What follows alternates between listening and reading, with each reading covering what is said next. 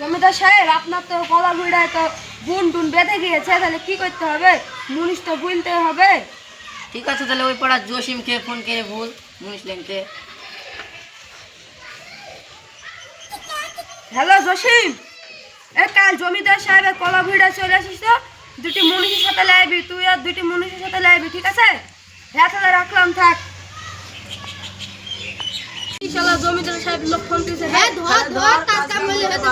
Hello, হ্যাঁ ওই মাঠে কাজ করতে হবে তো কলা ভিড়ে। ঠিক আছে, কাল সকালবেলা আমি দুটো মুনিশ নিয়ে চলে যাবো। ঠিক আছে, তোরা কাজে লাগবি কেউ? ঠিক আছে, কাল সকাল 6টার দিকে রেডি হয়ে যায়। ঠিক আছে।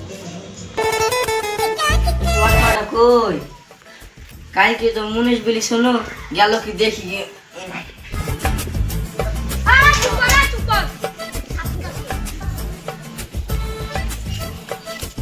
কই রে, মাঠে তো যেতে হবে, বেলা তো হয়ে গেল, আসছেই না।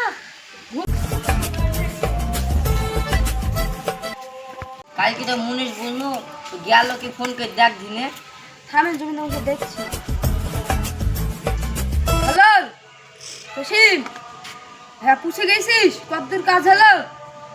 তাহলে আমরা জমিদার মশাই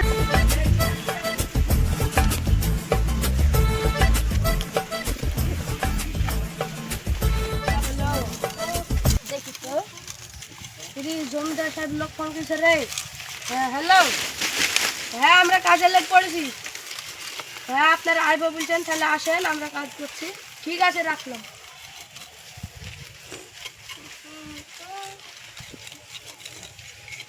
লাগলো চ তাহলে দেখে আসি কেমন কাজ করছে। চলেন তাহলে, দেখতে তো হবে।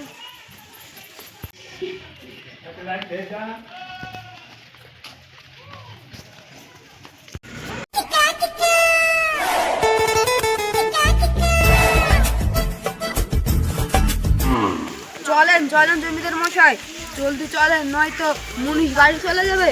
ঠিকই তো বলিস, টপকে চ। চলেন তাহলে।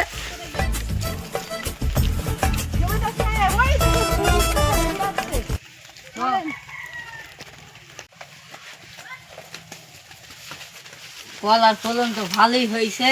তাই তো জমিদার মশাই, বেলা তো হয়ে গেল, জমিদার সাহেব আইব বললে তো কম। তাই তো রে, জমিদার সাহেব আসতো না। আপনার গুলিটা নিয়ে হয়ে গেল। আর একদিন আছে। হ্যাঁ, লিড়ানি তো হয়েই গেল। তো কাজ তো হয়ে গেল, তাহলে বিকাল বেলায় কি টাকাটা নিয়ে আনিস। ঠিক আছে, তাহলে বিকালে দেখা করবো। তো বিকালবেলা দেখা করতে বলছিল।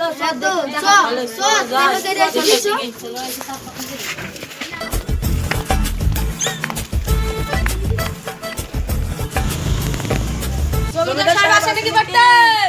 বল। জমিদার সাহেব আসে, সব চলে আয়। দেখছিস হ্যাঁ রাসেল ঘর থেকে টাকাটা নেন।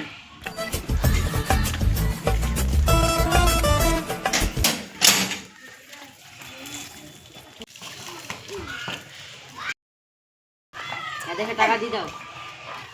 নে তোরা 3 দিনে ভাগ করে নিস। এখন আর কাজ হবে না, এখন আর কাজ হবে না, পরে কাজ হলে আবার বলবো আসিস। ঠিক আছে।